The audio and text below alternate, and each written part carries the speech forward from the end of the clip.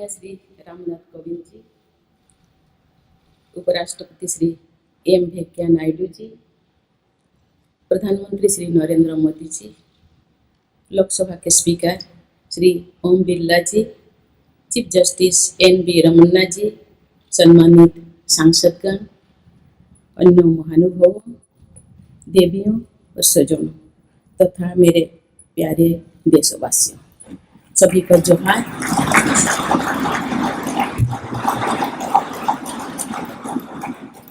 भारत के सर्वोच्च संवैधानिक पद पर निर्वाचित करने के लिए मैं सभी सांसदों और सभी विधानसभा सदस्यों का हार्दिक आभार व्यक्त करती हूँ। आपका मत देश के करोड़ों नागरिकों के विश्वास की अभिव्यक्ति है। मैं भारत के समस्त नागरिकों की आशा, आकांक्षा और अधिकारों की प्रतीक इस पवित्र संसद से सभी देशवासियों का पूरी विनम्रता से अभिनंदन करता हूँ।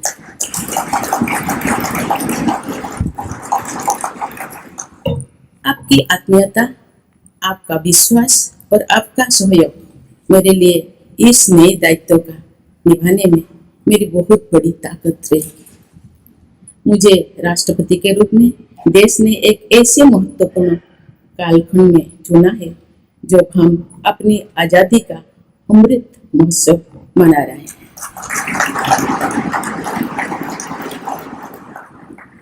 आज से कुछ दिन बाद ही देश अपनी स्वाधीनता के 75 वर्ष पूरी करेगा।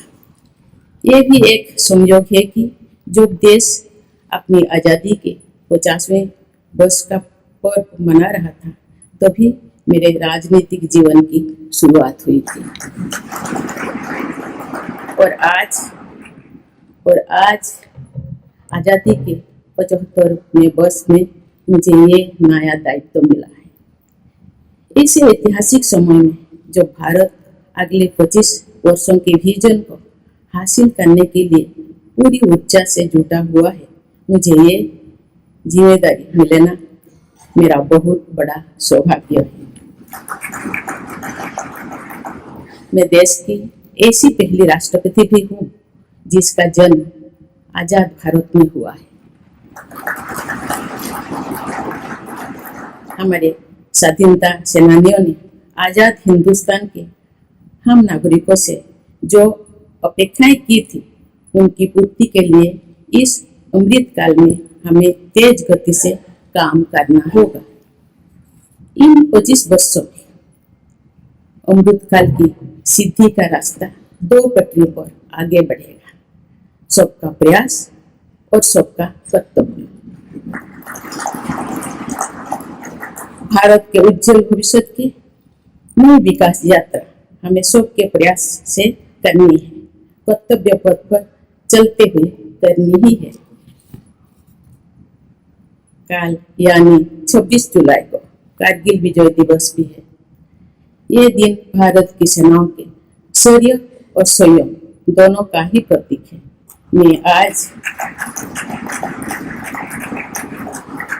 मैं आज देश की सेनाओं को तथा देश के समस्त नागरिकों को कारगिल विजय दिवस की अग्रिम शुभकामनाएं देती हूँ। देवियों और स्वजनों, मैंने अपनी जीवन यात्रा पूर्वी भारत में ओडिशा के एक छोटे से आदिवासी गांव से शुरू की थी। मैं जिस पृष्ठभूमि से आती हूँ, वहाँ मेरे लिए प्रारंभिक शिक्षा प्राप्त करना भी एक स्वप्न जैसा ही था। लेकिन अनेक बाधाओं के बावजूद मेरा संकल्प दृढ़ रहा और मैं कॉलेज जाने वाली अपने गांव की पहली बेटी थी।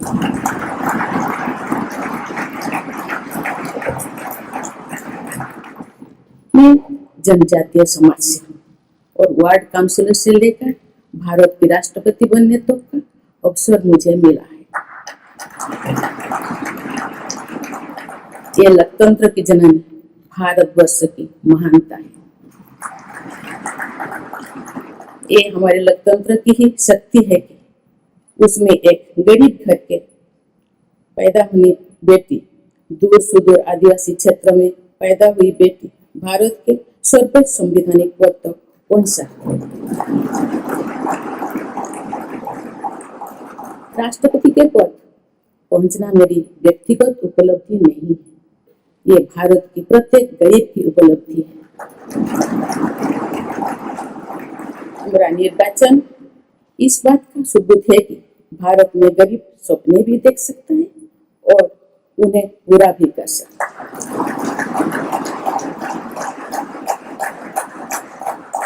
और ये मेरे लिए बहुत संतोष की बात है कि जो सदियों से वंचित रहे, जो जीवन विकास के लाभ से दूर रहे, वे गरीब, दलित, पिछड़े तथा आदिवासी मुझे ये अपना प्रतिबिंब देख सकते हैं। मेरे इस निर्वाचन में देश के गरीब का आशीर्वाद शामिल है। देश की करोड़ों महिलाओं और बेटियों के सपनों और सामर्थ्य की झलक है। मेरे इस निर्वाचन में पुराने लीग से हटकर नए रास्ते पर चलने वाले भारत के आज के युवाओं का साहस भी शामिल है। ऐसे प्रगतिशील भारत का नेतृत्व करते हुए आज मैं खुद को गौरवान्वित महसूस कर रही हूँ। मैं आज समस्त देशवासियों को, विशेषकर भारत के युवाओं को तथा भारत की महिलाओं को ये विश्वास दिलाती हूँ कि इस पद पर कार्य करते हुए मेरे लिए उनके हित सर्वोपरि होंगे। देवियों और स्वजनों, मेरे सामने भारत के राष्ट्रपति पद की ऐसी महान विरासत है जिसने विश्व में भारतीय लोकतंत्र की प्रतिष्ठा का निरंतर मजबूत किया है। देश के प्रथम राष्ट्रपति डॉक्टर राजेंद्र प्रसाद से लेकर श्री रामनाथ कोविंद जी तक अनेक विभूतियों ने इस पद को सुशोभित किया है। इस पद के साथ साथ देश ने इस महान परंपरा के प्रतिनिधित्व का दायित्व भी मुझे सौंपा है। संविधान के आलोक में मैं पूरी निष्ठा से अपने कर्तव्य का निर्वहन करूंगी। मेरे लिए भारत के लोकतांत्रिक सांस्कृतिक आदर्श और सभी देशवासी हमेशा मेरे ऊर्जा के स्रोत रहेंगे। देवियों और स्वजनों, हमारे संवैधानिक संग्राम में, स्वाधीनता संग्राम में एक राष्ट्र के तौर पर भारत की नई यात्रा की रूपरेखा तैयार की है। हमारा स्वाधीनता संग्राम उन संघर्षों और बलिदानों की अविरल धारा है जिसने आजाद भारत के लिए कितनी ही आदर्श और संभावनाओं की सिंचा था। पूज्य बापू ने हमें स्वराज, स्वदेशी, स्वच्छता और सत्याग्रह द्वारा भारत के सांस्कृतिक आदर्शों की स्थापना का मार्ग दिखाया था। नेताजी सुभाष चंद्र बोस, नेहरू जी, सरदार पटेल, बाबा साहेब अम्बेडकर, भगत सिंह, सुखदेव, राजगुरु, चंद्रशेखर आजाद जैसे अनगिनत स्वाधीनता सेनानियों ने हमें राष्ट्र की स्वाभिमान को सर्वोपरि रखने की शिक्षा दी थी। रानी लक्ष्मीबाई, रानी वेलु नाचियार, रानी गाइदिन्लु और रानी चेन्निमा जैसी अनेकों वीरांगनाओं ने राष्ट्र इच्छा और राष्ट्र निर्माण में नारी शक्ति की भूमिका को नई ऊर्जा दी है। संथाल क्रांति, पाइक क्रांति से लेकर कोल क्रांति और भील क्रांति ने स्वतंत्रता संग्राम में आदिवासी योगदान को और सशक्त किया। सामाजिक उत्थान एवं देश प्रेम के लिए धरती आबा भगवान बिरसा मुंडा जी के बलिदान से हमें प्रेरणा मिली थी। मुझे खुशी है कि आजादी की लड़ाई में जनजातीय समुदाय के योगदान को समर्पित अनेक म्यूजियम देश भर में बनवाया जा रहा है। देवियों और स्वजनों, एक संसदीय लोकतंत्र के रूप में 75 वर्ष में भारत ने प्रगति के संकल्प को सहभागिता एवं सर्वसम्मति से आगे बढ़ाया। विविधताओं से भरे अपने देश में हम अनेक भाषा, धर्म, संप्रदाय, खान पान, रहन सहन, रीति रिवाजों का अपनाते हुए एक भारत श्रेष्ठ भारत के निर्माण में सक्रिय है।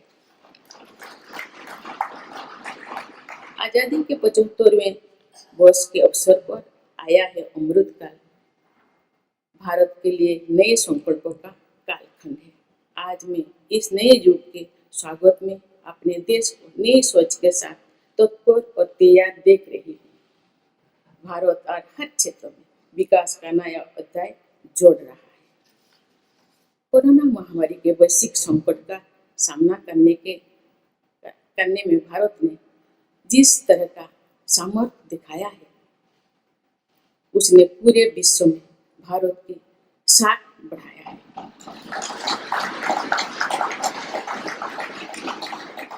हम हिंदुस्तानियों ने अपने प्रयासों से न सिर्फ इस वैश्विक चुनौती का सामना किया, बल्कि दुनिया के सामने नए मापदंड भी स्थापित किए।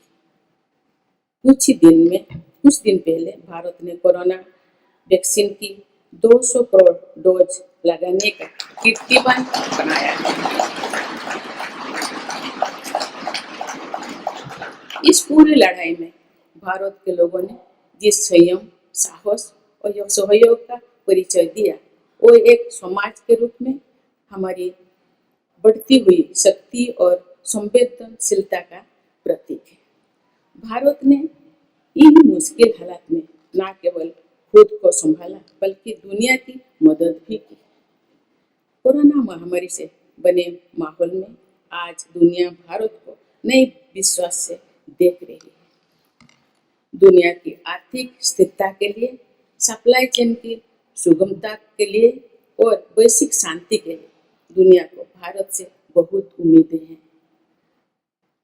आगामी महीनों में भारत अपनी अध्यक्षता में G20 ग्रुप की मेजबानी भी करने जा रही है।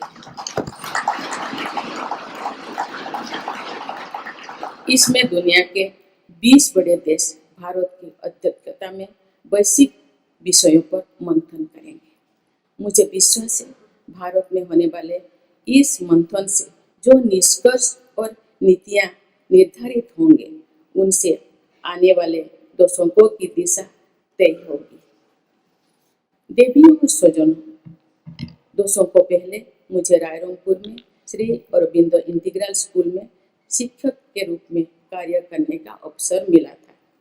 कुछ ही दिनों के बाद श्री अरबिंदो जी की 150वीं जन्म जयंती मनाई जाएगी।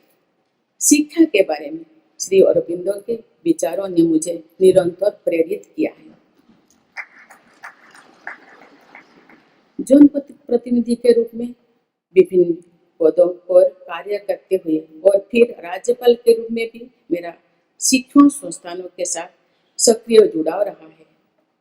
मैंने देश के युवाओं के उत्साह और आत्मबल को करीब से देखा है।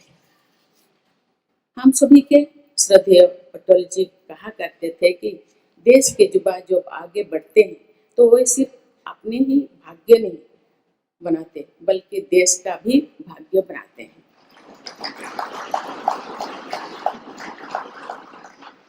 आज हम इसे सोच होते देख रहे हैं।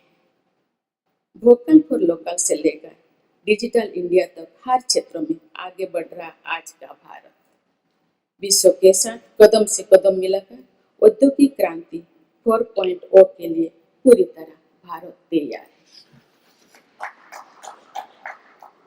रिकॉर्ड संख्या में बन रहे स्टार्टअप्स में, नए नए इनोवेशंस में, दूर सुदूर क्षेत्रों में डिजिटल टेक्नोलॉजी की स्वीकार्यता में भारत के युवाओं की बड़ी भूमिका है।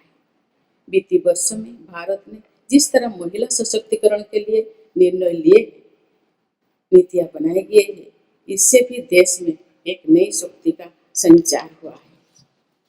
मैं चाहती हूँ कि हमारी सभी बहनें व बेटियां अधिक से अधिक सशक्त हो तथा वे देश के हर क्षेत्र में अपना अपना योगदान बढ़ाते रहें।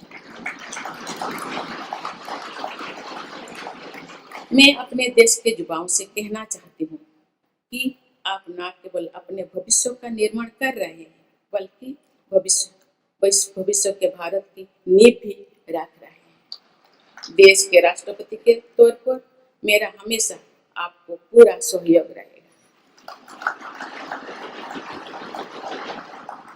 देवियों और सूर्य, विकास और प्रगतिशीलता का अर्थ निरंतर आगे बढ़ना होता है, लेकिन साथ ही अपने अतीत का ज्ञान भी उतना ही आवश्यक है। आज जब विश्व सस्टेनेबल प्लानेट की बात कर रहे हैं, तो उसमें भारत की प्राचीन परंपरा, हमारे अतीत की सस्टेनेबल लाइफस्टाइल की भूमिका और बढ़ जाती है। मेरा जन्म तो उस जनजातीय परंपरा से हुआ है जिसने हजारों वर्ष से प्रकृति के साथ तालमेल बनाकर जीवन को आगे बढ़ाया।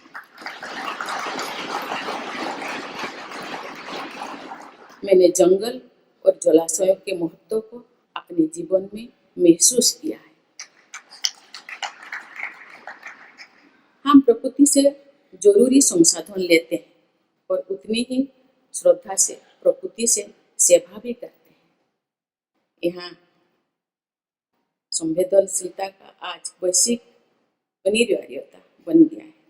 मुझे इस बात की प्रसन्नता है कि भारत पर्यावरण संरक्षण के क्षेत्र में विश्व का मार्गदर्शक बन रहा है। देवियों और स्वजन, मैंने अपने अब तक के जीवन में जन सेवा में ही जीवन की सार्थकता को अनुभव किया है। श्री जगन्नाथ क्षेत्र के एक प्रख्यात कवि भीम भोई जी की कविता की एक पंक्ति है, मो जीवन पचे नर के पड़ी था जगत उद्धार।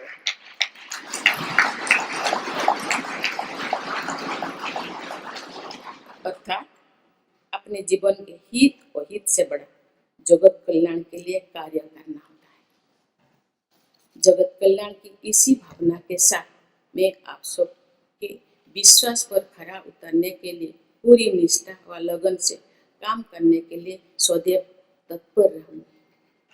आइए हम सभी एकजुट होकर समर्पित भाव से कर्तव्य पथ पर आगे बढ़े तथा वैभवशाली व आत्मनिर्भर भारत का निर्माण करें। धन्यवाद। जय हिंद, जय भारत।